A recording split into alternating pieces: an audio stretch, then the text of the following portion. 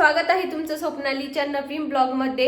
दिवसाची मस्त अशी सुरुवात झाली, तुमच्या पण दिवसाची मस्त सुरुवात झालेली असेल। आणि पहिला आता मी आवरून घेते, त्यानंतर मग व्हिडिओ स्टार्ट करते आणि तुम्हाला सांगते आज काय आहे काय नाही। चला तर मग टाइम वेस्ट नाही करत। आता आधीच पारायणाला खूप उशीर झाला होता, म्हणलं आता नको टाइम वेस्ट करायला, पटापट सगळं आवरून घेतलं आणि त्यानंतर मस्त म्हणलं चला थोडंफार आपलं पण आवरूया, कारण मला एक व्हिडिओ पण शूट करायचा होता। मग पटकन आवरायला घेतलं, त्यानंतर नॉर्मलच असा पटकन मेकअप करून घेतला, मॉइश्चर वगैरे लावून, त्यानंतर केस पण विंचरून घेतले। आणि आज मला थोडं वाचायला पण वेळ झाला होता, सकाळीच मी वाचणार होते पण सकाळी काही जमलं नाही, त्याच्यामुळे मग पटकन म्हणलं ऑफिसच्या वेळेच्या आधी वाचून घेऊया।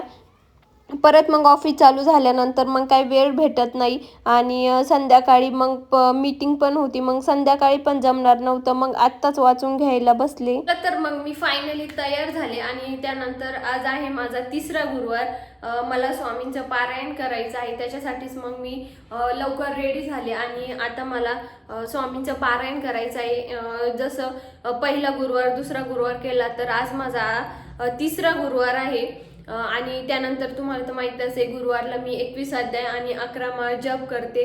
असेच मला 21 गुरुवार करायचे आहे स्वामींचे।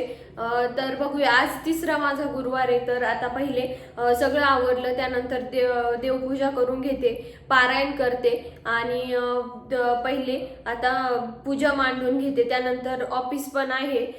तर चला, इथे घेतली होती मग मी पूजा मांडायला, सगळी तर तयारी आधीच केलेली होती आणि मी हे सगळं पूजेचं असंच म्हणजे स्वामींचं असंच ठेवते आणि त्यानंतर मग फक्त कलश वगैरे ठेवायचा असतो आणि त्यानंतर स्वामींची मग देव्हाऱ्यातून मूर्ती वगैरे घ्यायची असते, एवढंच बाकी असतं। मग पहिले साफसफाई करून घेतली, त्यानंतर कलश पण म्हणजे मी बनवूनच ठेवलेलं होतं, कलशाला पानं वगैरे सगळं करून ठेवलेलं होतं, फक्त कलश आता ठेवून द्यायचा होता। इथं मग तांदूळ वगैरे प्लेटमध्ये ठेवले, त्यावरती कलश ठेवला आणि कलश मग ठेवला, त्यानंतर पूजेला सगळं व्यवस्थित। आणि इतकं म्हणजे ही पूजा करताना ना, हे पारायण करताना मला इतकं भारी वाटते ना, मी कधीच कोणता उपवास करत नाही, कारण मला ते म्हणजे उपवास हे खिचडी वगैरे खाणं हे ते सगळं त्याने माझं खूप पोट दुखतं।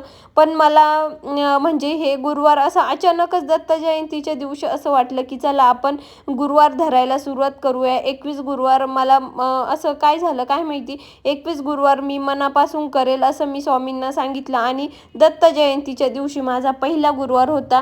पाठीमागचा एक गुरुवार झाला आणि आता हा तिसरा गुरुवार आहे।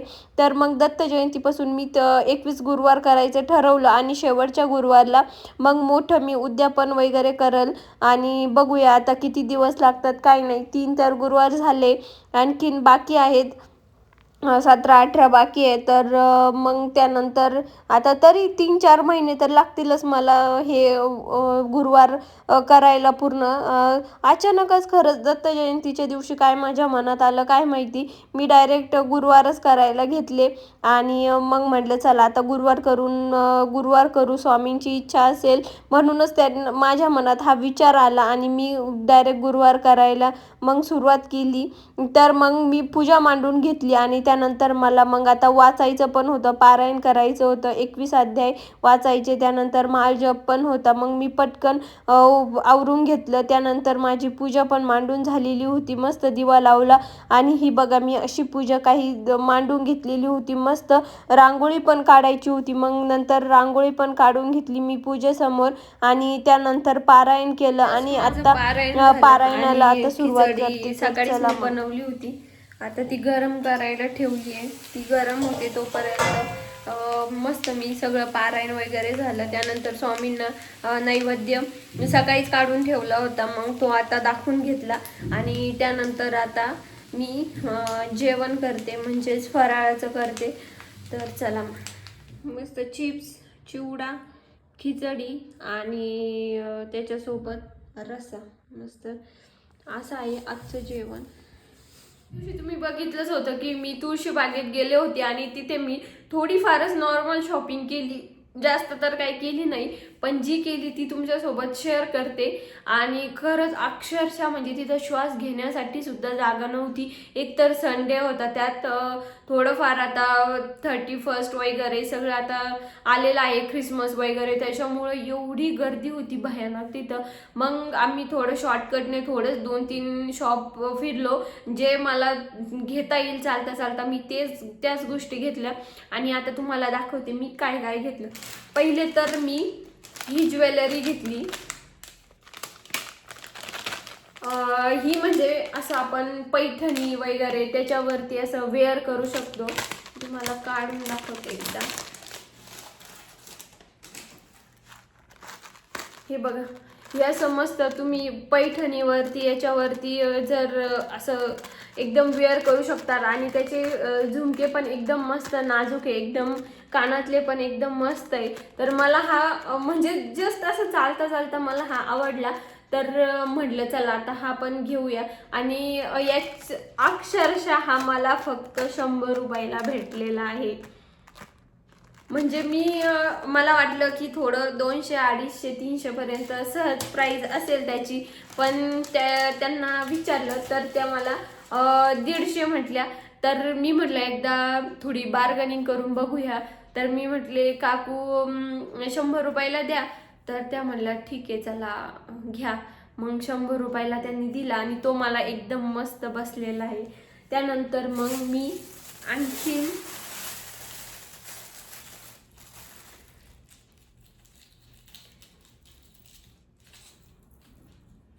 त्यानंतर हे एक घेतलं मी गळ्यातलं, ते पण मी पैठणीसाठीच घेतलं.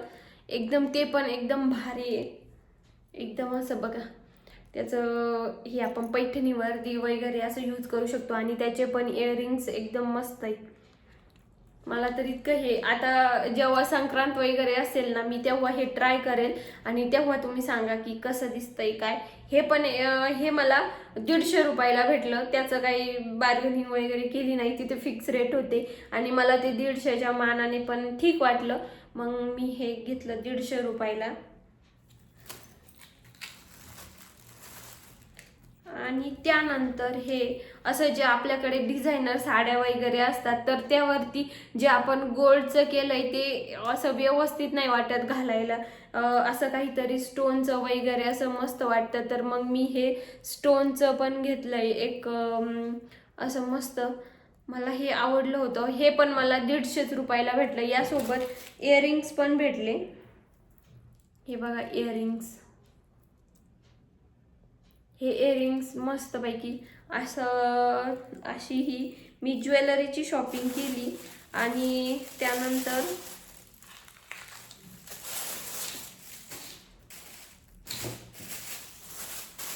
त्यानंतर एक माझ्या बहिणीची मुलगी आहे, तिच्यासाठी मला म्हणजे तिथं इतक्या क्यूट असे फ्रॉक होते ना, मग मला तिच्यासाठी एक ही फ्रॉक आवडली.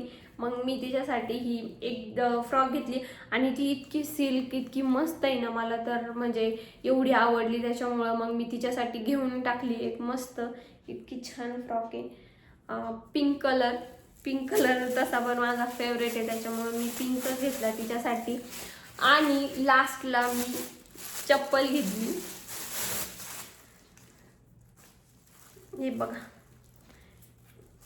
चप्पल म्हणजे मी सँडल टाईप आहे, तर मग मी असे सँडल पण घेतले. हा कलर नव्हता माझ्याकडे, मग मी तो घेतला. तर अशी मी एकदम छोटी साधी सोपी शॉपिंग केलेली आहे. तर शॉपिंग तुम्हाला कशी वाटली ते पण मला सांगा कमेंटमध्ये. आणि मला ते प्राईस जास्त लागली की कमी लागली गळ्यात म्हणजे जे ज्वेलरी वगैरे घेतली ते पण मला नक्की कमेंटमध्ये सांगा. आणि तर चलो मग आता मी थोडंसं काम करते ऑफिसचं, तर भेटूया आता काम झाल्यानंतर. मी जाते खाली, त्या काकूंचं कॉल आलं होतं की ब्लाऊज स्टिच झालाय, तर मग घ्यायला या. आता मी खाली जाते, बघते खरं स्टिच झाला की काय, आणि तो घेऊन येते आता. तर चलो, इथं कांदा आणि टोमॅटो मी फ्राय करायला ठेवले आणि संध्याकाळच्या भाजीत बनवणार आहे मस्त मटकी. खूप भूक लागली, आज उपवास होता त्याच्यामुळे. मग म्हटलं आता चला मस्त मटकी बनवूया. लवकरच स्वयंपाकाला लागले, आता पटकन मटकी बनवून घेते आणि मग त्यानंतर पोळ्या करते.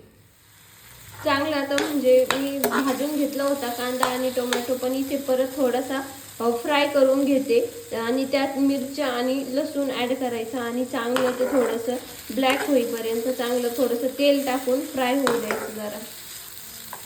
इथे मस्त माझी भाजी बनवून रेडी आहे. संध्याकाळी आता स्वामींना नैवेद्य दाखवला आणि मस्त मी मटकीची भाजी, पोळी, काकडी वगैरे कट करून घेतली आणि स्वामींना पहिला नैवेद्य दाखवून घेते आणि त्यानंतर मग आता जेवण करते. व्हिडिओ आवडला असेल तर नक्की लाईक, शेअर, सबस्क्राईब करायला विसरू नका. असा होता आजचा दिवस. चलो बाय.